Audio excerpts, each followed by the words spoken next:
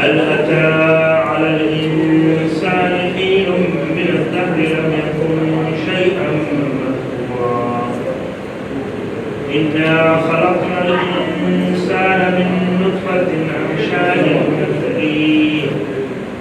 أمشاج نبتليه فجعلناه سميعا بصيرا إنا هديناه السبيل إما شاكرا وإما كفورا إنا أعتدنا للكافرين سلاسل وأغلالا وسعيرا إن الأبرار يشربون من كأس كان مزاجها كافورا عينا يشرب بها عباد الله يفجرونها تفجيرا يوفون بالنذر ويخافون يوما كان شره مستطيرا ويطعمون الطعام على حبه مسكينا ويتيما واسيرا إنما نطعمكم لوجه الله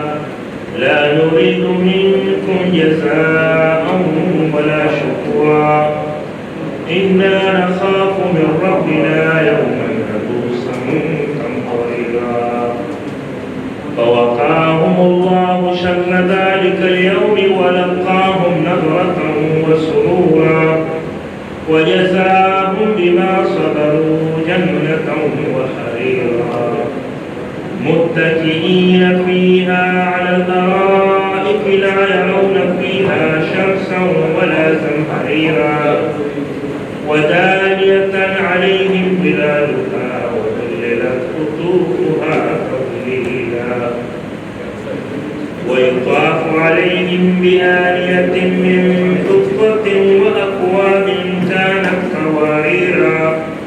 قوارير من فضة قدروها تقديرا ويسقون فيها كأسا كان مزاجها زنجبيلا عينا فيها تسمى سلسبيلا ويطوف عليهم ولدان مخلدون إذا رأيتهم حسبتهم لؤلؤا منثورا وإذا رأيت ثم رأيت نعيما وملكا كبيرا عاليهم ثياب سندس خضر واستبرق وحلوا أساور من فضة وسقاهم ربهم شرابا طهورا إن هذا كان لكم جزاء وكان سعيكم مشكورا إنا نحن نزلنا عليك القرآن تنزيلا فاصبر لحكم ربك ولا تطع منهم آثما أو كفورا واذكر اسم ربك بكرة وأصيلا ومن الليل فاسجد له وسبحه ليلا طويلا إن هؤلاء يحبون العاجلة ويذرون وراءهم يوما ثقيلا نحن خلقناهم وشددنا أسرهم وإذا شئنا بدلنا أمثالهم تبديلا إن هذه تذكرة فمن شاء اتخذ إلى ربه سبيلا وما تشاءون إلا أن يشاء الله إن الله كان عليما حكيما يدخل من يشاء في رحمته والظالمين أعد لهم عذابا أليما صدق الله العلي العظيم وصدق الرسول النبي الكريم ونحن على ذلك من الشاهدين والشاكرين والحمد لله رب العالمين. سورة الفاتحة all of them بسم الله الرحمن الرحيم الحمد لله رب العالمين إياك نعبد وإياك نستعين اهدنا الصراط المستقيم صراط الذين أنعمت عليهم غير المغضوب عليهم ولا الضالين. بسم الله الرحمن الرحيم قل هو الله أحد الله الصمد لم يلد ولم يولد ولم يكن له बिस्मिल्लाहिर्रहमानिर्रहीम क़ुल हुवल्लाहु अहद अल्लाहुस Samad lump यलिद वलम यूलद वलम यकुल लहू कुफुवन अहद बिस्मिल्लाहिर्रहमानिर्रहीम क़ुल हुवल्लाहु अहद अल्लाहुस समद लम यलिद वलम यूलद वलम यकुल लहू اللهم ادخل على أهل القبور السرور اللهم ادخل على أهل القبور السرور اللهم اغفر للمؤمنين والمؤمنات والمسلمين والمسلمات الأحياء منهم والأموات إنك قريب مجيب الدعوات برحمتك يا أرحم الراحمين وصلى الله على حبيبك سيدنا محمد وآله الطيبين الطاهرين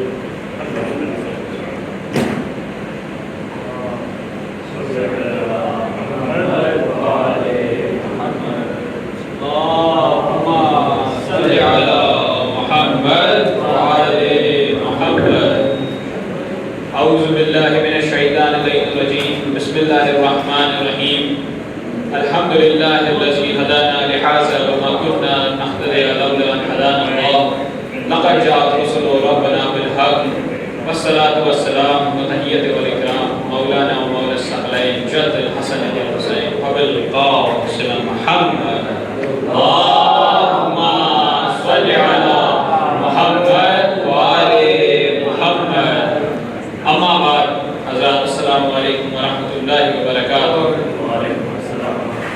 आज हम तीसरी मुहर्रम की मजलिस के लिए यहाँ जमा हुए हैं और शुक्र है परवरदिगार का कि जिसने इतनी तौफीक दी और हिदायत दी कि हम फर्श अज़ा पर फिर से आ सके। क्योंकि कहते हैं कि ये दुनिया फ़ानी है पर हमारे लिए नहीं। ये दुनिया फ़ानी तो है पर हमारे लिए नहीं। क्यों कहते हो रैन बसेरा है जिंदगी, क्यों कहते हो रैन बसेरा है जिंदगी, सहराए करबला का सवेरा है जिंदगी, सहराए करबला का सवेरा है जिंदगी।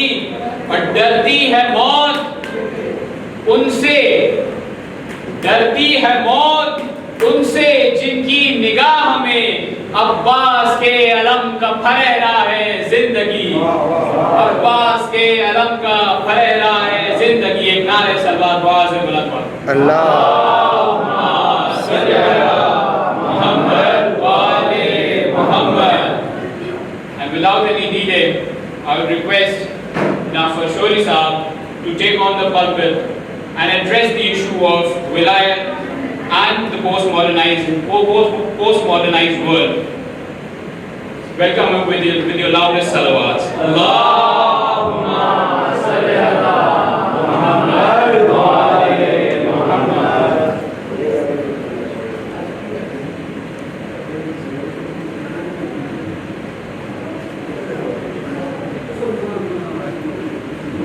नारे तकबीर, अल्लाहु अकबर, नारे रिसालत या रसूल अल्लाह, नारे हैदरी या हैदरी, मोहम्मद वाले मोहम्मद सल्लल्लाहु अल्लाहुम्मा सल्लि अला मुहम्मद व आले Muhammad.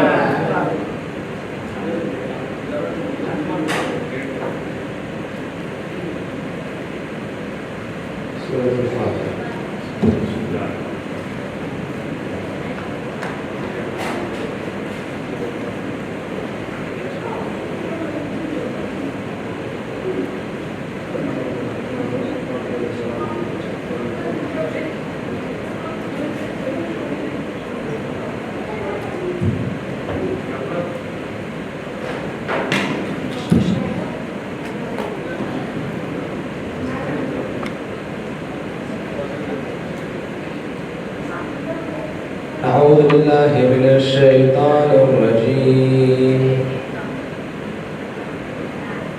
بسم الله الرحمن الرحيم. الحمد لله رب العالمين.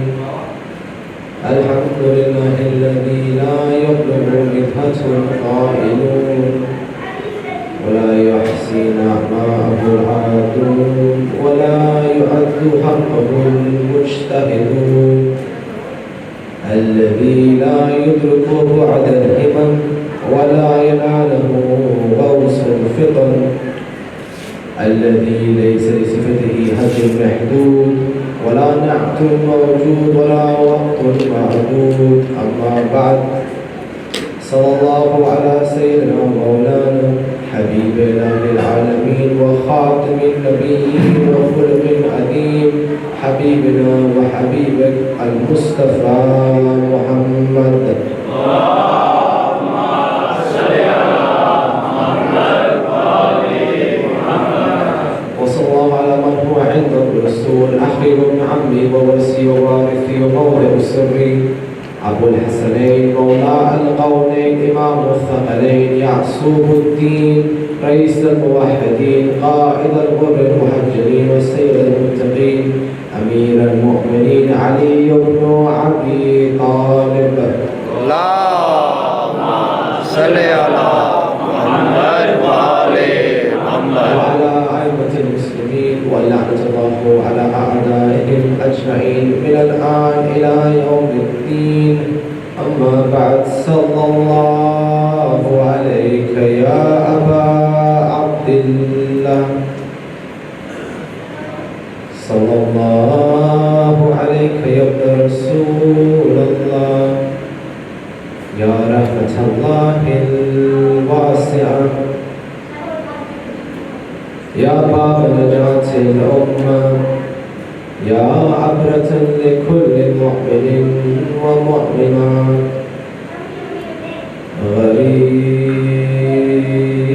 غريب مظلوم كربلاء، فيا ليتني كنا معكم سادتي فنفوز فوزا عظيما. أما بعد، قال الله الحكيم في محكم كتابه الكريم: بسم الله الرحمن الرحيم. والمؤمنين والمؤمنات بعضهم أولياء بعض يأمرون بالمعروف وينهون عن المنكر. صدق الله العلي العظيم.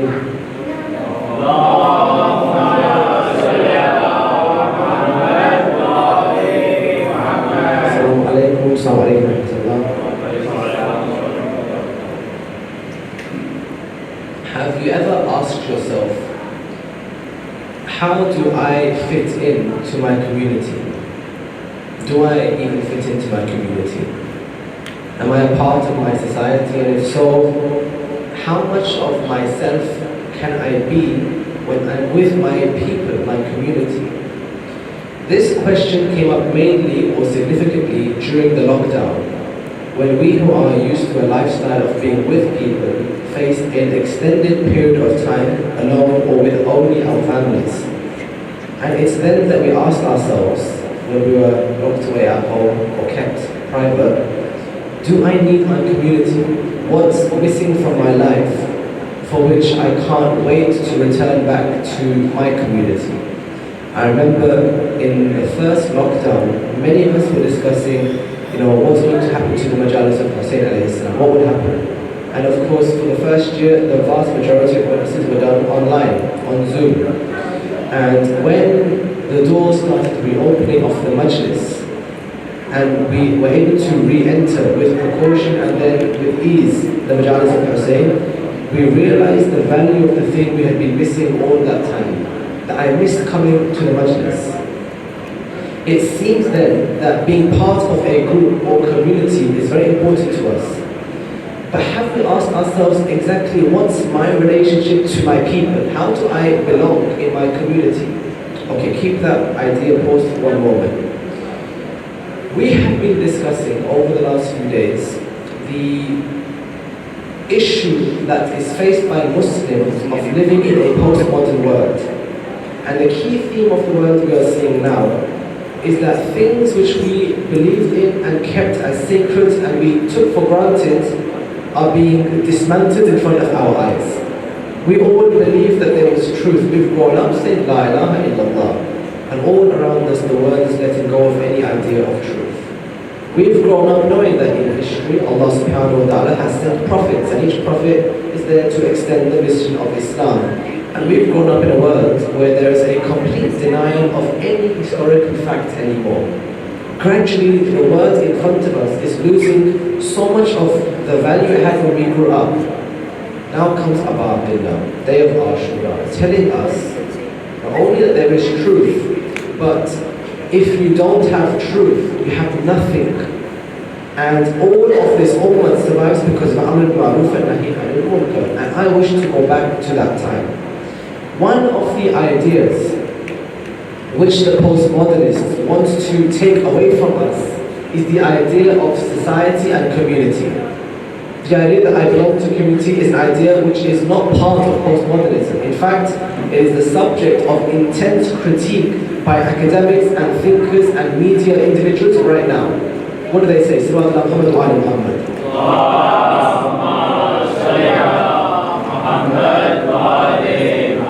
Firstly, they say that look, society, this word, society, is a cultural and historical entity, a thing, for which no one society is better than another society. Okay? That's their claim. One society cannot claim to be better than another. Why? Because what's correct and good and true for one society is not the case in another society.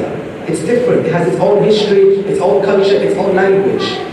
So what we can't do then is say that there is one thing or one ideal norm or society or plan for God for people which you can impose in other societies. You can't do that anymore because we don't believe in the society in the first place.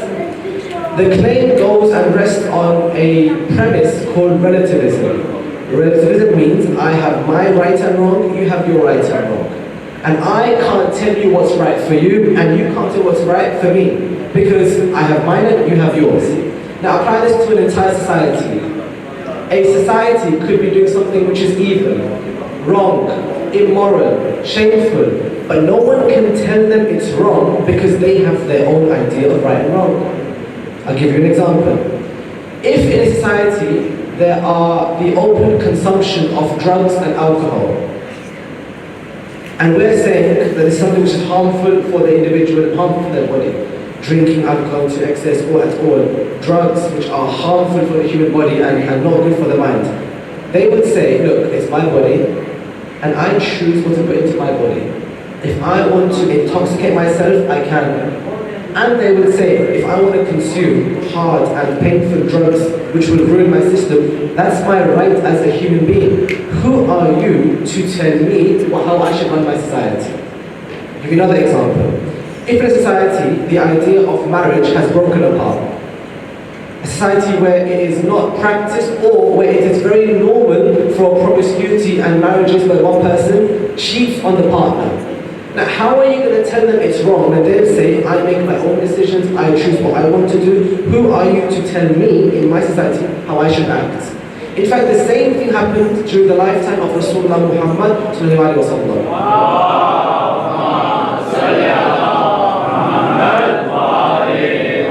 Prophet Muhammad says, you can no longer bury girls in this qawm.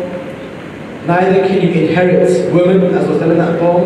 Neither can you monetize Hajj, or neither can you oppress people of a different color or enslave them. And he was told, this is what our fathers have done before us. This is our practice. Who are you to come to our society from inside and take away our tradition? People don't like being told what to do. Okay. Relativism goes one step further as well. It says even if there are some good qualities of a society, they only exist in the history of that society. So they'll say to us, Islam is amazing. They would say to us, your religion is so amazing. 1400 years ago you had science. 400 years ago you had morality, you had huquq. But those things belonged 1400 years ago. They don't belong now. That's the point they want to come to. How can we as Muslims take a religion from 1400 years ago and start telling people that it makes sense today? Then say what you're doing is totalizing your rights and putting it on others. And you're targeting and marginalizing and you're imposing your religion on others. Whereas all we're doing is what the Quran says, Bismillah ar-Rahman ar-Rahim, as for the name of Allah, proclaim it, tell people, that's all we're doing. But they'll say no. In society, you cannot change society with your idea of what should be right for them. Alright, now I'll go back to the question I began with. Do I even fit into my society? Do I feel like I belong to this home? If I don't, I will easily listen and succumb to the words of the postmodernist. And I will not feel like coming to the gathering. I will not feel like having wilayah for my brothers and sisters. And the bonds between us will slowly fall apart, and we live in an increasingly individualistic society. I would like to put all of you to this Majlis. Anyone who loves Imam al-Hussein alayhi salam has for them a community. That community is built on collective love and grief for Ahl al-Bayt. When you find Ahl al-Bayt, you find a whole community which is defined by your love for Ali Muhammad. But in order to get to that point of what this means, we have to go through how do I, as an individual right now, connect to my society. Ayatollah Mutahari, Sheikh Mutahari, has given for us 3 versions of how you fit into your society. I'm going to go through them. And I want to think to yourself, which of these 3 do I feel like describes my life? And throughout this journey, we'll find ourselves slowly towards the ideal vision of Abu Abdullah. That's our discussion today. How do I fit into society? How do I engage with people? What are those 3 options I'm going to go through? And how does Abu Abdullah give us a solution on Ashura for this problem, inshallah. If you are with me, if I have your support for the time that I have left, collectively, Bawazim Mulun Salawat.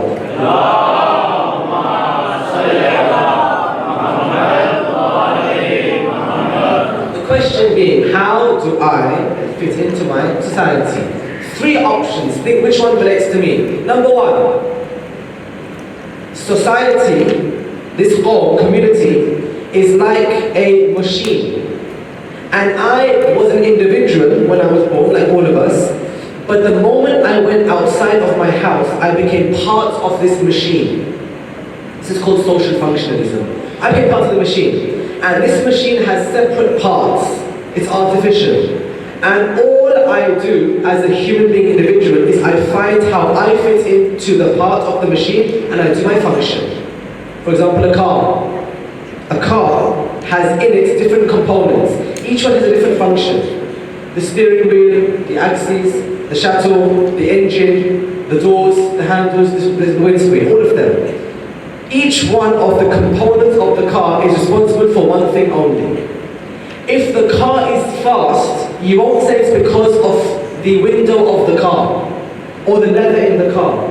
You'll only give credit for the precise thing which caused that good thing, the engine. Similarly, this community we are in has different functions, different jobs. And all we do is find out what's our function, what's our job to add to society. Am I a mother, a father, a husband, a son? Or more crucially, what is my actual profession? Because all I'm going to be valued by is my job. I'll give you an example, and all of you know this. When you meet someone for the first time, they say, what's your name? And what do they say then? What do you do? They're literally defining you, and the second thing they want to know about you is your profession. They have valued you according to your profession, and that's why people who earn a lot of money think they have more prestige. And a man who has no job at a certain time is ashamed to say, I'm unemployed, because you're valued by how much you bring to this machine of society. Any other function, one person's a doctor, one person's a shopkeeper, one person's a trader, one person is a student, one person's an academic. That's their function. The first theory Sheikh Mutahari gives us for society is this. Society is a machine, and you are one part in the machine.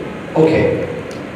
Option 2 of how I fit into my society is that society is like a melting pot, and I am like an empty container. But I dip inside and I collect in myself all of the mixture of my culture, my religion, my language, my expectations, and I just take the average in myself. And all individuals basically represent their culture. It's a melting pot. You don't come as an individual.